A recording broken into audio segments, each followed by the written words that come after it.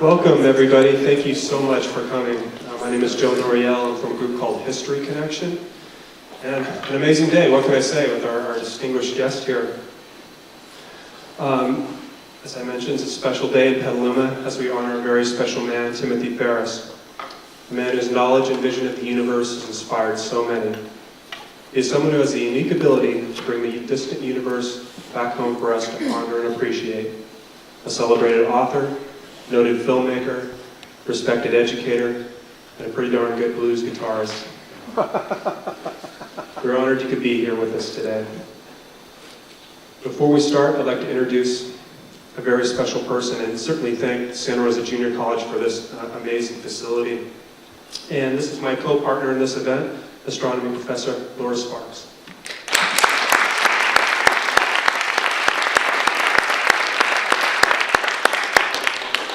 On behalf of Santa Rosa Junior College and the Earth and Space Sciences Department, I just wanted to extend a very warm welcome to all of you, so thank you so much for being here today. In particular, if there's anybody who's here on the Pendulum campus for the first time today, I'd like to invite you to peruse our course offerings and perhaps consider taking a class here. I'd love to see all of you as a future student in one of my astronomy classes. So thank you for being here. That having been said, I could not be more thrilled to have Timothy Ferris here today, so thank you very much for coming on behalf of Santa Rosa Junior College. We're so pleased to have you here today. Thank you, Laura. So a very special day for Timothy, and really what do you do for a guy like this? And I think we may have found it here. Please welcome the award-winning recording artist, Jim and Kathy Ocean.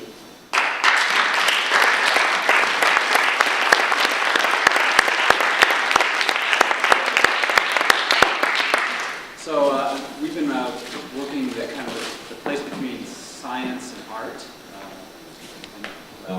Can you hear me okay? Yeah. I got a very loud voice. I can turn it up even. And we were very inspired by the people who do all the hard work, the math, the traveling, dealing with publishers and all that stuff. And all we have to do is read the stuff, look it up on the web, and be inspired, you know? So we have this little song up.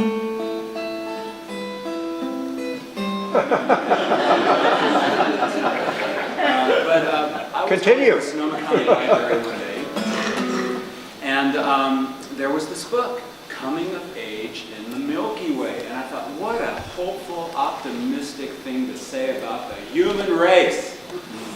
You know, after all the stuff that's gone on since the ice ages and all the challenges that we face in the future, global warming, the Cold War, everything, we're still here.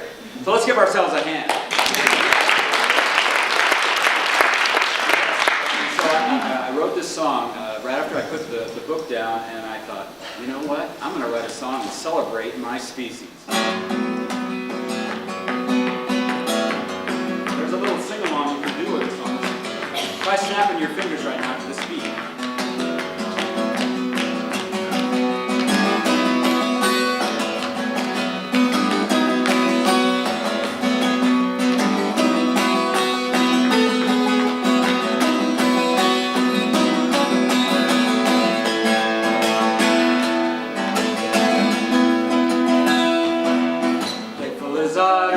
Poisonous as snakes, we're descended from things that would make your heart ache. Fast as a falcon, slow as a snail, we've the instincts of insects and the dreams of a whale. This is the age of recovery from all that we've done, the age of discovery as we stare at the sun. Embrace the bright heart for the sake of our kind, and leave the mind of the reptile far behind. The mind of the reptile far behind. Coming of age in the Milky Way. Come on, let's do it. Coming of age in the Milky Way. Coming of age in the Milky Way.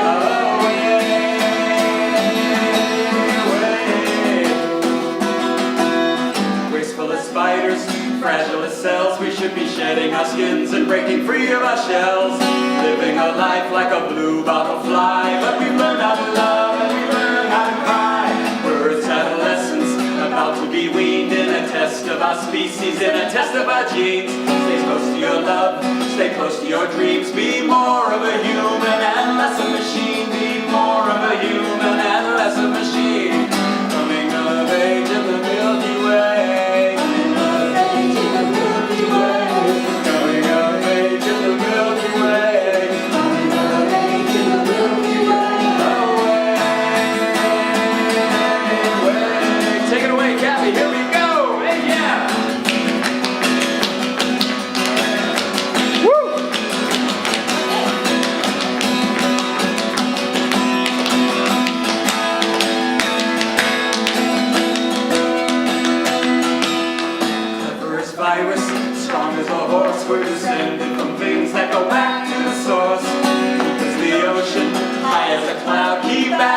question and say it out loud.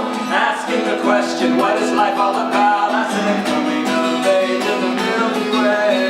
Coming of age in the Milky Way. I got you coming of age in the Milky Way. Coming of age in the Milky Way. Oh,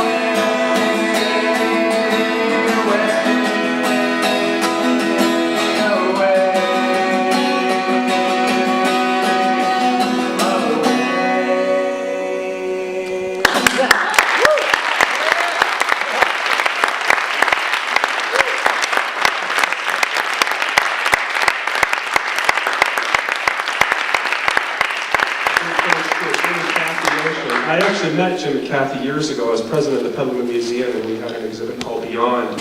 And when you're trying to plan a big exhibit or a great speaker, these guys have got a niche. Let me tell you, I think they perform with 4 or 5 of our astronauts and scientists, so it's all good stuff. They do something called the Metaphysical Cafe. It's starting in July.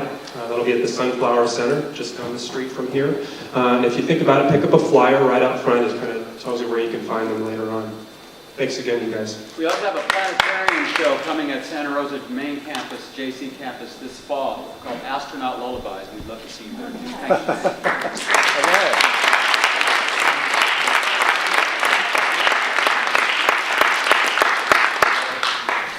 you. Okay, the time has come. A very special guest to read the proclamation today. She is prior Deputy Press Officer for the American Astronomy Association, Director, NASA Education and Public Outreach Group, Sonoma State University, as well as Professor and Chair, Department of Physics and Astronomy. I'd like to introduce Lynn Kaminsky. Mr. Ferris, would you please come up?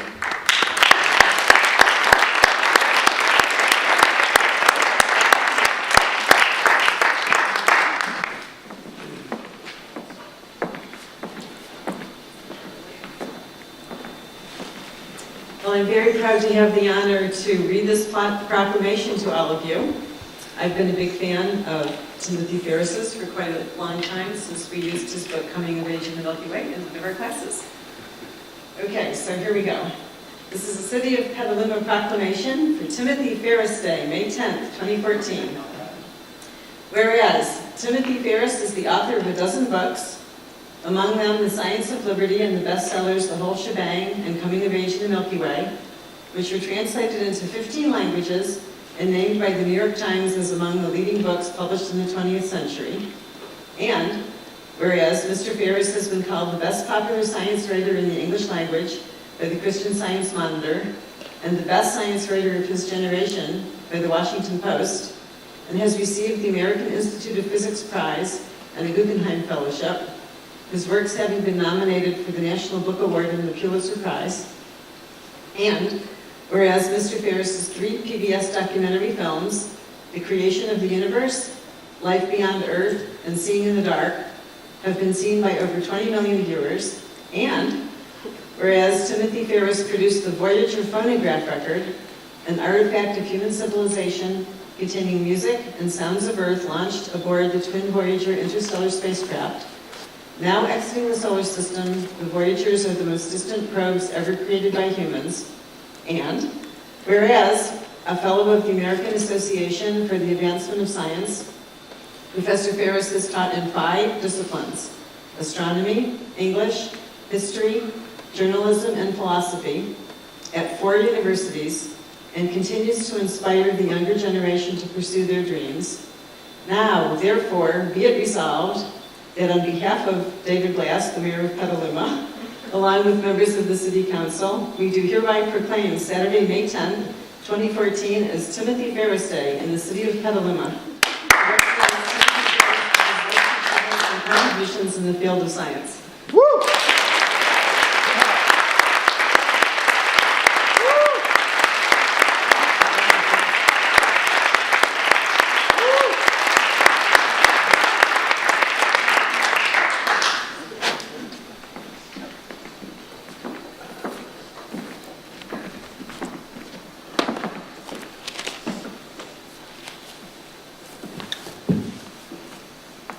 Well, good afternoon. Thanks, everybody, for that wonderful event. I've never had a day before. And I Joe asked me to describe a book, so I described it. You Made My Day. It's true. So I don't quite know how I am now to comport myself in Petaluma. It's been a long-standing belief among religious folks that if it weren't for religion, everyone would act in an immoral fashion. I took a look at this for my book, Science of Liberty, and it turns out that you can establish morality, at least in terms of criminal conduct and such, and it turns out that non-believers actually behave somewhat more morally and ethically than religious believers. Of course, you can argue that, well, that's just why we need religion in those areas where everybody's so immoral otherwise. But I don't know, to me it's always been two sides of the same coin. The more you're concerned about redemption, the more you're concerned about sin. And the world, isn't really like that. The world is not a battle between good and evil. It's many things, but not that. And in fact, the way the world really is was a subject on which we've only begun to figure things out. We knew sort of all of human knowledge prior to about the 17th century had to do primarily with human affairs. We knew next to nothing about all the other creatures of the earth. We knew nothing about our own origins. All the religious tomes are written by people who are virtually ignorant of everything beyond the narrow circle of human affairs. So in a sense, our knowledge of the wider world is only a few centuries in development, and yet that's already been enough time to transform the human experience. Since the discovery of science, the lifespan of the average human is more than doubled. The median amount of money available to human beings as a species is up by a factor of 5. Health, happiness, and welfare have all increased, not only far beyond anything that existed in the world before, but beyond anything that anyone ever imagined. The most optimistic writings throughout history never envisioned a world in which you would have the kind of educational levels, the sort of prosperity, or the amount of peace that we have in the world today. The average person's odds of dying a violent death are 1/50th of what they were before the advent of science. So I know there was a mention earlier of optimism, and the book I wrote on this subject, Science of Liberty, has been called an optimistic book, but it's not optimistic because I thought, oh, I want to write a cheerful, optimistic book. It's because I spent 15 years of research on how the world works and how science and technology have impacted the world. Because all this is pretty new, we have a sharply divided society. There are a lot of divisions in the world. One of them is between urban dwellers and people who live in the country, for instance. Another's between educated and uneducated, religious and not so religious. There are many ways you can carve it up. In fact, there's an old saying, that the world is divided into those who divide the world into two kinds of people and those who don't. It's technically a paradox. But the division that I had in mind was that those who have gotten the message of what science is about, who understand how you correctly test ideas. It's easy to have an opinion. The question is, do you test that opinion experimentally in a way that it can be validated or invalidated? And that simple thing, simply having a loop you go through, is all there is to science, and that's what has so changed the world. But it's slow for this change to be absorbed. When Isaac Newton was a student, he was shocked at how much the university looked back to the past rather than forward to what Newton could see. It was going to be a world developed more on the ground of science. That's still true today. Even the universities, to some degree, are backward looking. So the world as a whole, you can divide between those who have gotten science, understand what science does, and made the scientific viewpoint part of their lives, and those who haven't. If you haven't, the world looks frightening. Because for one thing, we have all this technological advancement, and if you don't understand technology, naturally it's big, it's powerful, if you don't understand it, so that's always scary to people. But for another, it doesn't fit into the way people used to learn. It used to be that we had an intellectual tradition. And of course we still do, but it was the only way you could be an intellectual was to have some ideas, and you tested them against the ideas of other thinkers whose books you read. That was your education. And if you didn't have enough original ideas, well, you could take ideas from these other thinkers and compare them, and maybe you could get something out of that. And that's how you were an intellectual until science came along. And it's still the way many people are today. So if you look at the world that way, a lot of things seem frightening, and everything looks pessimistic, because for one thing, a lot of those folks are tied up in ideology. They believe in some system of implementation that they think the world would be good if only that stuff was implemented. So if you're an ideologue of the right or the left, you think that the world has to be more like the way you think, or else it's bad. And anybody who doesn't want to make the world the way you want to make it must be an evil person. So you're back in that world of good versus evil. But if you come at it from a scientific standpoint, you realize that it's a good thing that nobody's ideas reign the world. The worst events we've had in human history have come when somebody's set of bright ideas actually were imposed on large numbers of people. And you realize that what we know is just a small fraction of what we can learn. Now, this thing that's up here on the screen is usually described as a medieval woodcut. It's neither medieval nor a woodcut. Actually, it was apparently done in 19th century France. No one knows who the artist was. This is a modification. In the original one, a sort of medieval-looking person with a staff there, like a shepherd. The shepherds were the authors of the constellations, a lot of early naked-eye astronomers.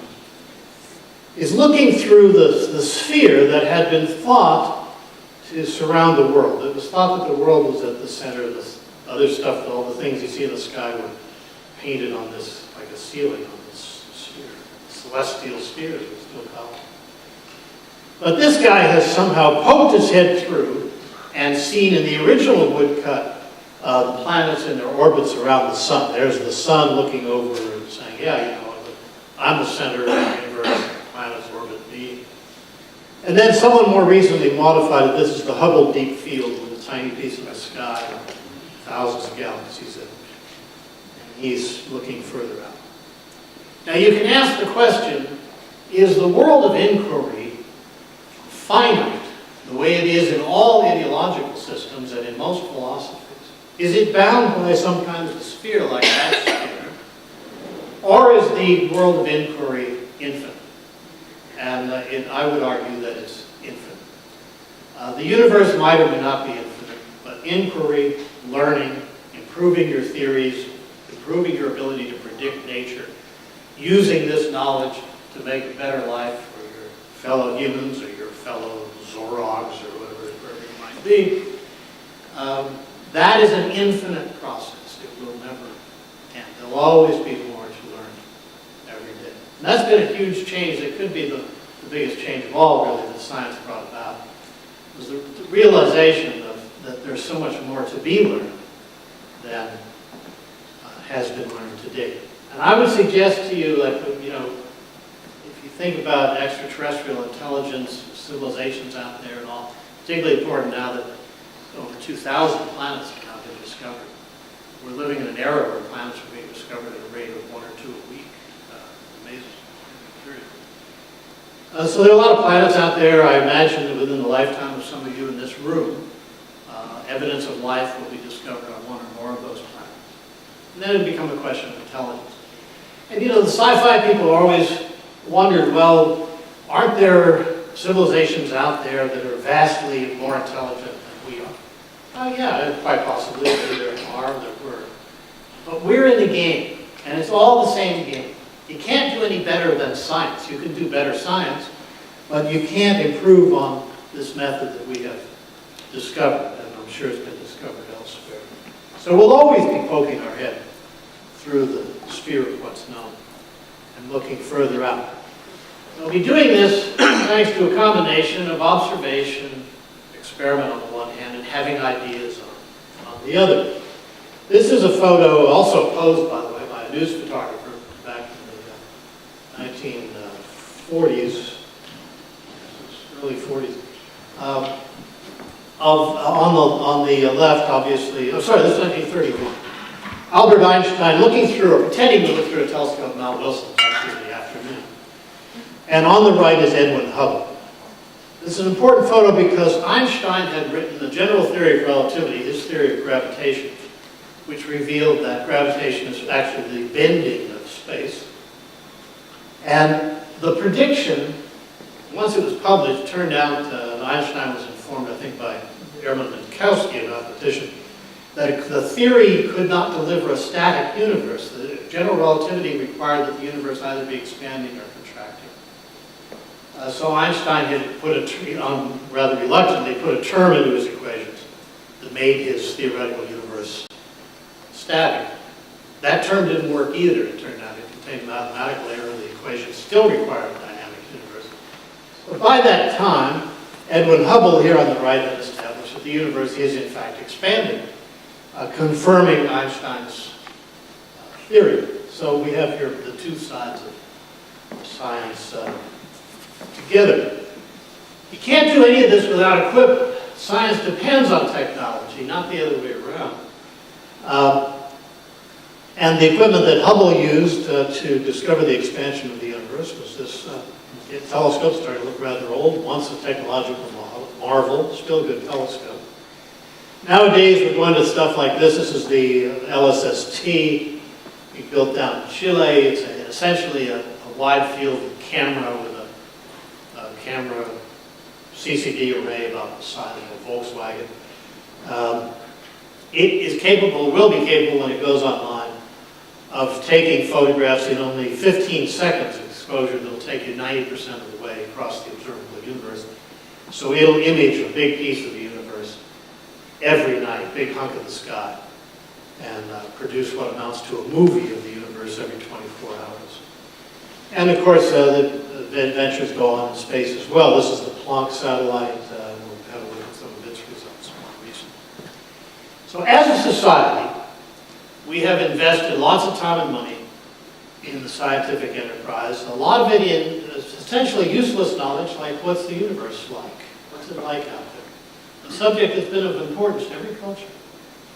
And we've been able to do something more about it than were our ancestors in the days when all you could really come up with was some sort of a mythological explanation.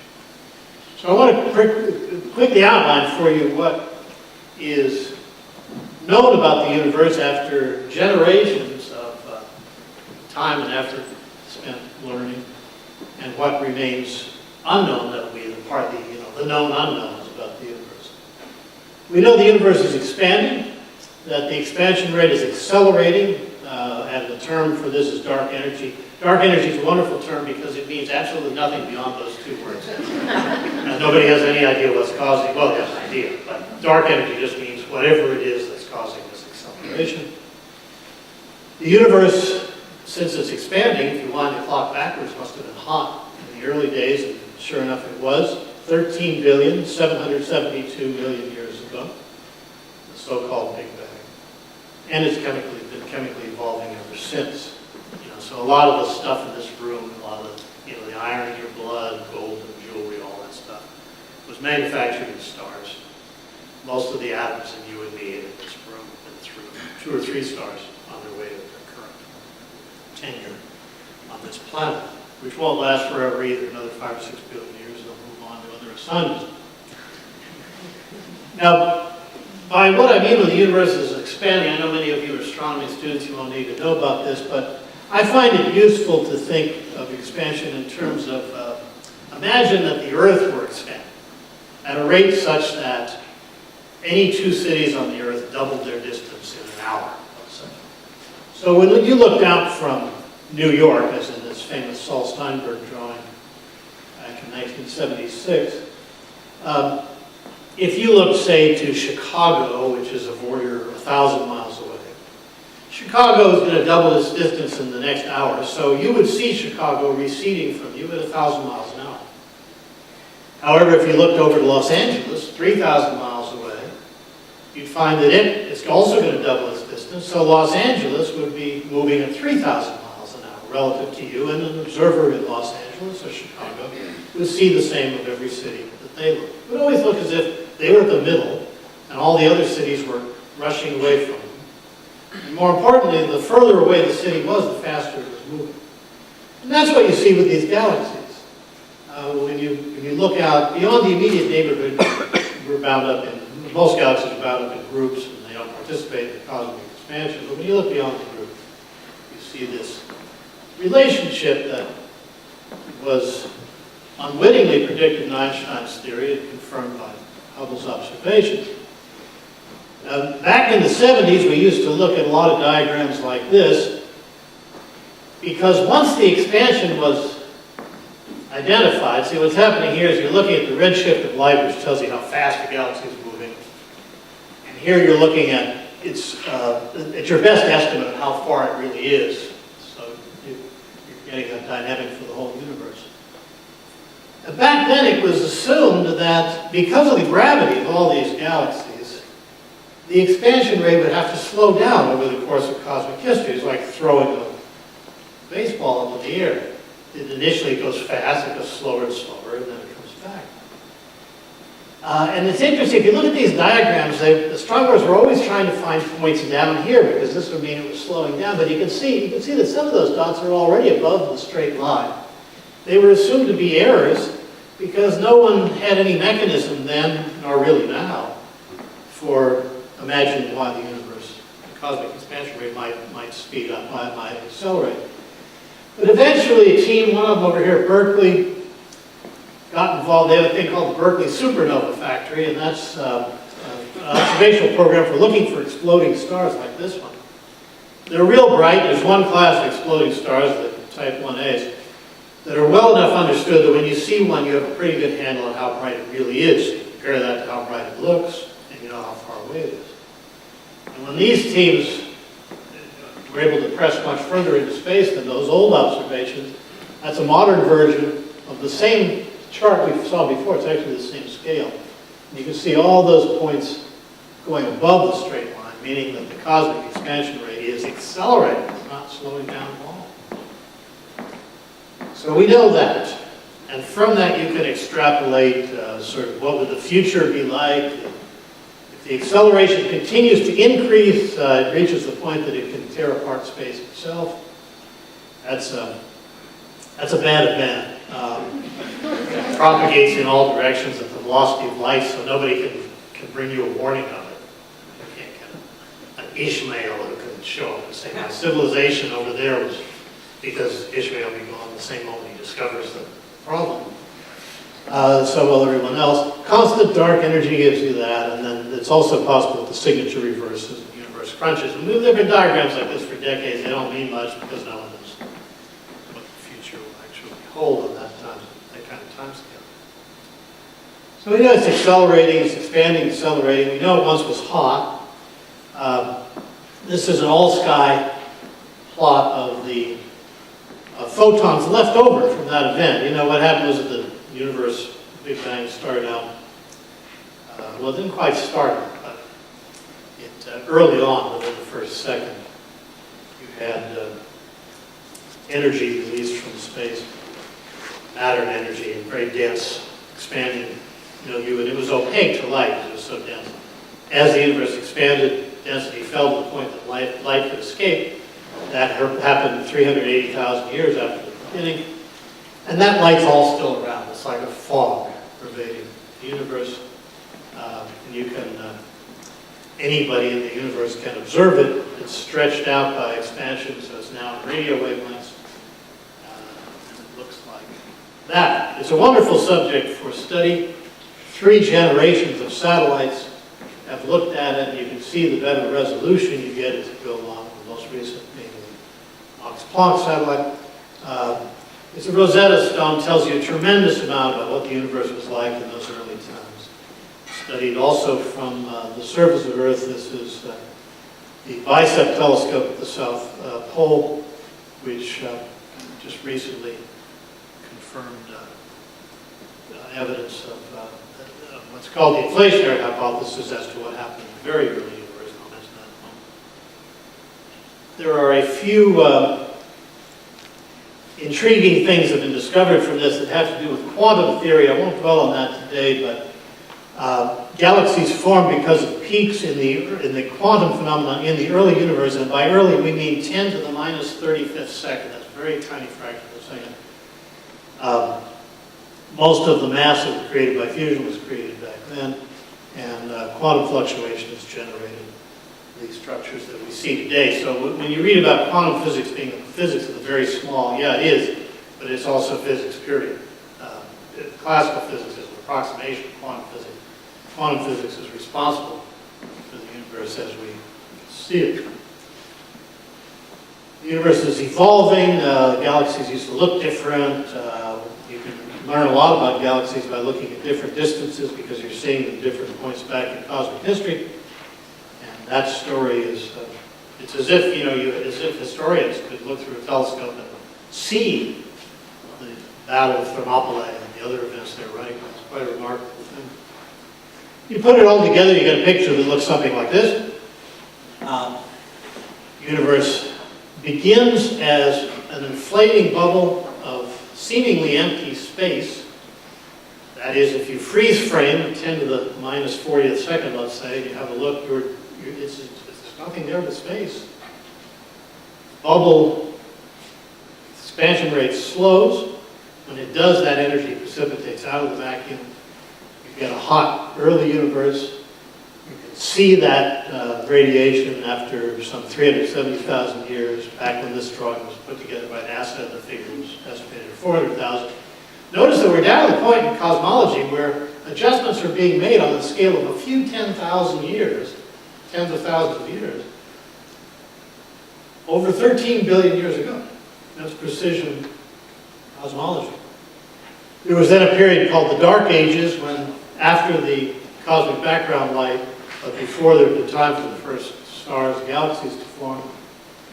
So it takes you up to about 400 billion years, and then you get all the subsequent evolution with the inflationary part starting to clutch in again. One of the interesting questions is the universe does seem to have done this twice, right? It had an inflationary spasm at the very beginning, and now the acceleration is clutching in again. Could be the same mechanism. If so, it would be interesting to know what it's responding to. What happened 5 billion years ago that caused the accelerated expansion to begin? So to recap, the science knows this stuff thanks to all this these years of exploration. But apropos of poking your head through a sphere to see something further on, let's talk about what's not known and we know we don't know at this point. First of all, the constitution of more than 96% of the observable part of the universe. That's kind of sobering news. The size and constitution of the rest of the universe beyond the observable part. The origin of the universe, if it had one, its destiny, if it had one. Answers to the infinite number of questions that humans don't yet know how to pose. Here are the results before and after Planck. So look at the one on the right, it's a little more accurate. And what you find here is that ordinary matter makes up less than 5% of the universe. And I'm talking about the universe on pretty much all scales, not way far away, but on the observable universe. And actually most of that stuff is interstellar gas and dust clouds. So that this planet, all the other planets, all the black holes, all the stars, all that stuff weighs in at around 0.5% of the. What's the rest? Well, there's this thing called dark matter. It's thought in that when you look at the universe, you see that there's much more gravitational mass than there is visible mass. The smoking gun for this is this object called the bullet cluster. You know, we have some astronomy students here. Have you seen the bullet cluster in your class? That's something you looked at? No, well, good. Okay, good. I'll tell you about it here. This is two clusters of galaxies. Most galaxies are in clusters. This pair is, I think, about 1 billion light years away. And they have recently passed through each other. And this is typically what you see in mergers. They pass through each other a few times, and then they spin down, they end up being one cluster. When this happens, it's rare for any stars to collide because galaxies and clusters of galaxies, just like you and me, are almost entirely space. So things don't run into each other. But there is this interstellar gas and dust. And it collides, and that's what happened here. So this cluster went through this way, this cluster went through that way. And the gas and dust piled up here and made a hot X-ray signature that we can image. But when you image this cluster in gravitational terms, which you can do because gravity is bent space, and the bent space causes lensing of the background objects, it turns out that gravity is all here, almost all of it's here, and almost all of it's there. And you're not seeing most of that matter at all, so it's dark matter. There's 5 times as much dark matter in this cluster, at least 5 times, as there is visible matter, and you find that on many other scales throughout the universe. So an interesting early question would be, what is this dark matter? And here's one of the detectors looking for dark matter. This is normally filled with super pure water. Here it's down for maintenance, so they just leave enough water to float a boat. These things are all detectors of light. They detect flashes of light that occur when particles hit other particles inside this big tank of water. There are experiments like this in a dozen locations around the world at different scales. They're all buried underground because that minimizes the background contribution. Then you shield your detector a lot more, and you put some exotic stuff inside it, and then you look for dark matter. It's a tough search. So far, the results have been ambiguous. But the odds are that I just should mention also that because it says supersymmetry there, the theory, the idea was, the hope was, that dark matter would turn out to be one or more particles predicted by supersymmetry. You know, the basic model of physics was completed just a few months ago with the discovery of the Higgs boson, the quantum of the Higgs field at CERN. And that completed an effort that had gone on more than a century to get a physics together that will explain, predict the outcome of every fundamental interaction in nature. And that's an amazing accomplishment. But it's based on symmetry principles, and it indicates to you, the standard model indicates, that it is part of some wider symmetry called supersymmetry. And so a lot of theorists have worked on this. And all sorts of supersymmetric particles are predicted by the theory. And a lot of them would work well as dark matter. So dark matter might be one or more of these particles. The same CERN results, however, have just cut away about 2/3 of the supersymmetry theories. So it's not easy, not a good time for supersymmetry. This happens all the time, by the way. Scientific creativity blossoms like flowers in the spring. All sorts of new ideas and theories, and this cold side of experimental results comes through. Lops most or all of them down. Spring comes again. So that's dark matter. Dark energy, even more mysterious. Is it a property of space itself, which is to say of the vacuum? And this, I would predict, is the next great field for physics of this sort. And that is the vacuum. We've gone along for more than 2,000 years, imagining a world in which, as the Greek atomists did, in which you had atoms, and everything was made of atoms, floating around in a void that was called the vacuum, and the vacuum was nothing, right? Aristotle criticized this idea. He used to say to the atomists, let me see if I get this straight. So, like, I'm made of atoms, and then these atoms are, in between them is nothingness. So you have like being and nothingness all, and that's, have you really thought this through? There was always something wrong with it. When Isaac Newton discovered the gravitational constant, he specifically said, okay, look, I have this theory, it predicts every gravitational phenomenon we can see, But I have to tell you, I don't understand how it works. I don't understand how this force of gravity could get from like the sun to the earth through this empty vacuum. It doesn't make sense. And that's pretty much been the case up until the 20th century, when quantum mechanics came along and began to portray the vacuum quite differently. So it's increasingly evident that what we call space is really the author of all the rest of this stuff. That the things that we study and we look at and who we are and how we live, what we think of as the real world is literally written on the surface of the vacuum. And if you want to know more, you've got to poke past that membrane. It's like a drop of water. The surface tension makes it seem strong and coherent like everything there is, but it is just the membrane on top of the vacuum. Now we had an early hint of this from relativity too, because remember, Einstein's relativity shows you that space can curve. That's all gravity is.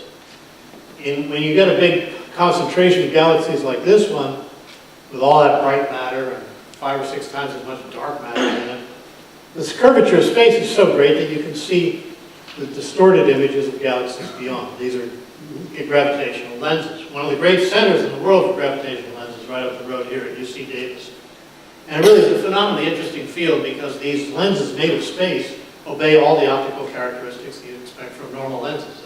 They really work. And in fact, you can study these distorted galaxies with the aid of them, and you get a much better view, higher resolution than you would if it weren't for the lens. These galaxies are typically 2 or 3 times as far away as this cluster. And you can use the lensing to map the shape of space. Well, it can't be nothing if it's got shape, right? And it can't be nothing if it harbors energy, which is what quantum physics tells us. Everything is mostly space out there and in here as well. This is an atom. This is the probabilistic electron shell. I guess this is the inner shell because that's too big for the nucleus. I guess that's the nucleus there. It's mostly space. If you put a hydrogen atom in this room, the proton at the center be the size of, say, a BB, the electron be further out than those walls, the rest of it's space. It can't just be nothingness. It has properties, and we find that more and more as people go into quantum physics, you find that it's really all, that the vacuum really is the beginning of all this. What we've been studying so far is just what floats to the top from the vacuum. This is what led John Wheeler to say a generation ago, at the very smallest scale of distances, the proper standing point for physics seem to be not particles. You might add not fields. Particles and fields are the same thing. Particles is what you get if you interact with a field. The universe is made of quantum field. Would not be the particle or the field, but the vacuum. Complex in geometry and rich in dynamics. And that, I think, will be the 20th century's equivalent in terms of prophecy to the utterances that we look back on from people like Isaac Newton and Albert Einstein. So in the end, we're put in this position in this painting by the German Romantic School, as Caspar David Friedrich, of the discovery that what we're seeing is what emerges above the fog, and that if we keep looking further down, we find other things that it came from. That this process is endless. It benefits people at every step. Can't do much more benefit than saving 1 billion people from starvation, 2 billion people from death by disease, doubling human lifespan, all that stuff. You can't do much better for people than that. So it's not as if this is just an intellectual exercise. But it's also inexhaustible. It's enriching to life. To learn things that weren't learned before. It's certainly meant a lot to me to be fortunate enough to live in a time when science was active and beginning to open this stuff up. And we're only just seeing the beginning. It's hard to predict how things will go very far down the road. But remember that when people tell you that the future is a dark, pessimistic place. When people tell you that they know this or that isn't, going to work out, they don't know what they're talking about. They're expressing an emotional inclination. I predict that the future will be something like the recent past. That is, vast improvements in human knowledge and human welfare and the propagation of truth and justice. I might be wrong, but so far we've been doing pretty well. And because it's inexhaustible, you never have to worry, as you do in other systems, that you're going to hit that wall or that sphere and not be able to poke your head through. So I want to thank you for this proclamation again, and for all of you coming out on such a beautiful day to sit in a dark room. We have 10 minutes if you'll have any questions. Things of that sort. Yes, sir. Can you talk a little bit about the Voyager mission? Yeah, the Voyager mission, there are two of them, and they were accidentally interstellar spacecraft. The reason is that if you want to examine the outer planets, you get a big boost by flying by Jupiter. You come up from behind Jupiter, and you do your trajectory so that Jupiter, as it's moving away from you, its gravity pulls you in here. It's not gravity that you're transferring, it's momentum. Then you snap past the planet, and you get what's called momentum transfer. Your spacecraft speeds up a lot. Jupiter slows down by some immeasurable amount. And that speeds you to the outer planets. So all missions to the outer planets, like Cassini to Saturn, have used this technique. But unless you're going to go into orbit around Saturn or some other outer planet, your velocity is now so high that you'll leave the solar system altogether. And that's what happened with the Voyager. Also happened with an earlier spacecraft called Pioneer. And Carl Sagan, Frank Drake, a couple of people working on Pioneer, had the idea to put a little plaque on the spacecraft that would say something about us. And you may remember there was a man and a woman that were waving or something. And there was some public interest in it. Then, with Voyager, it occurred to someone, and no one can remember who came up with the idea. It was someone in the room, Carl and Frank, maybe one of them, that you could have a slightly larger plaque and make a phonograph correction. If you just made it out of metal, you could put some music on it. So by the time this got approved by NASA, we only had a few months to make the record. And so we rushed ahead, and my feeling about it was, and what I said at the beginning of the first production meeting, was twofold. First of all, let's try to get as many cultures represented here as possible. People who aren't the people who this spacecraft was made by people from a Western, European, American cultural history.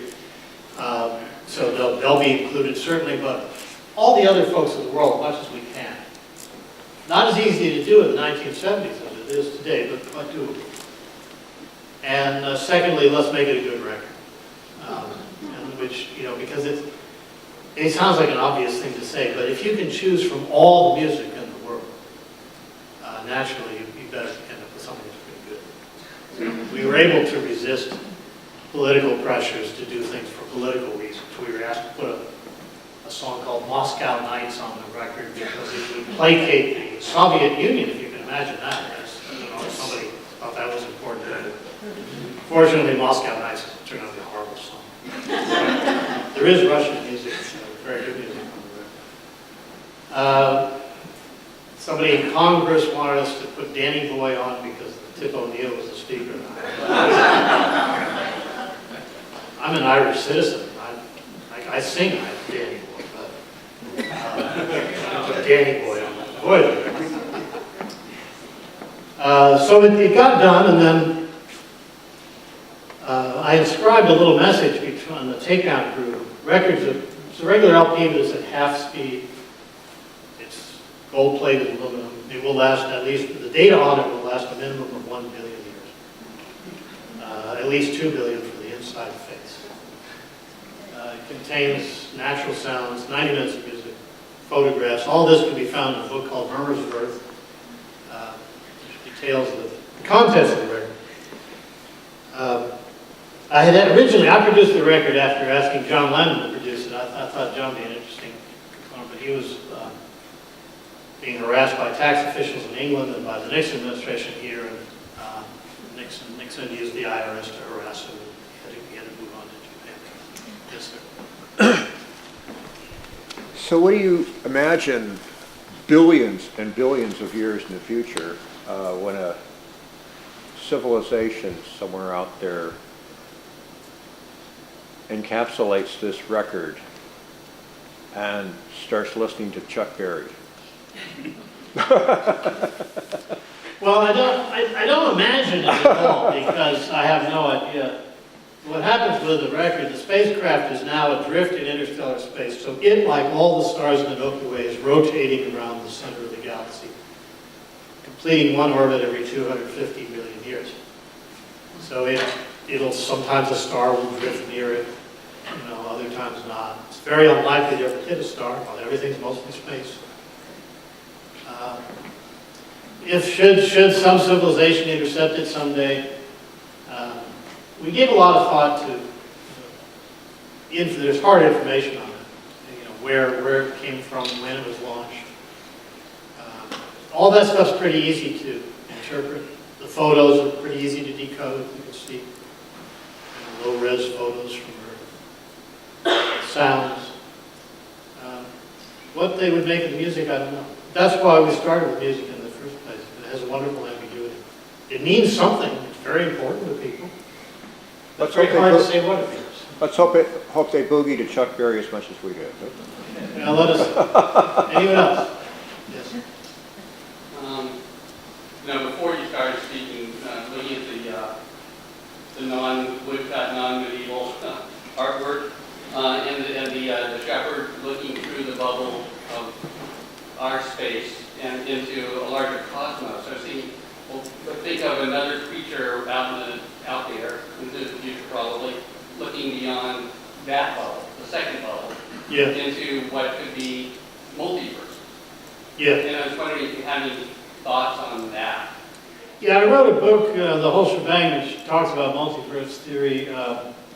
If you go back to that original bubble, remember we talked about the universe for the first 10 to the minus 40th or so of a second as being a rapidly expanding bubble of space. It's very interesting. The guy that did the best work on this is Andre Linde at Stanford.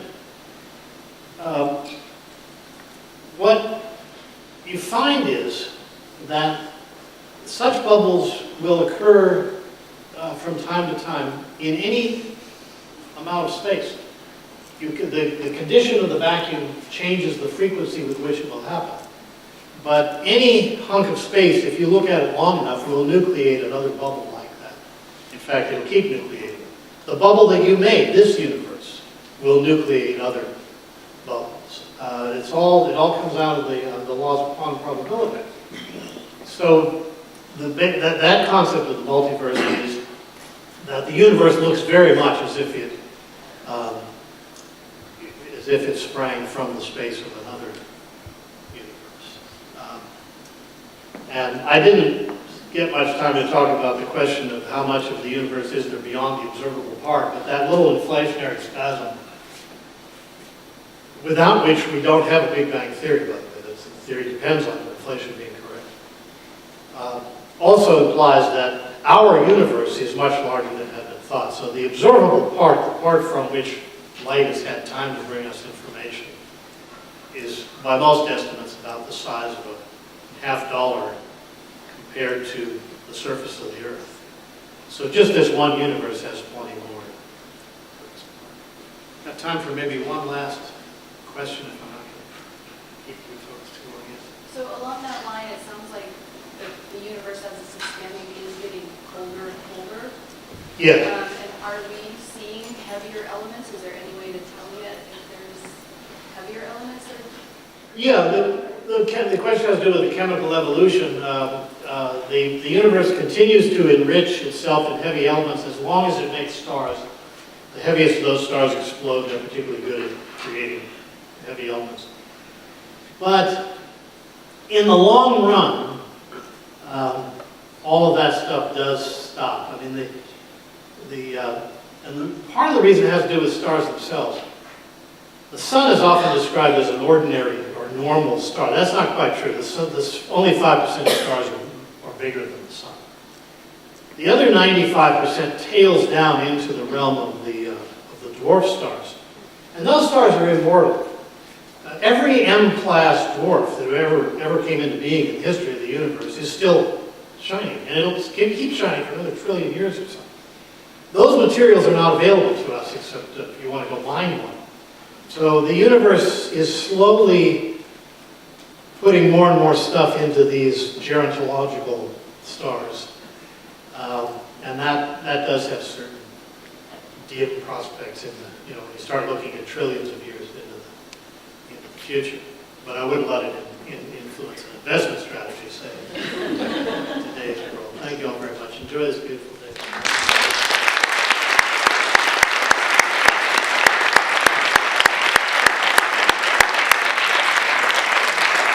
Thank you all for coming. Thank you again, Mr. Ferris.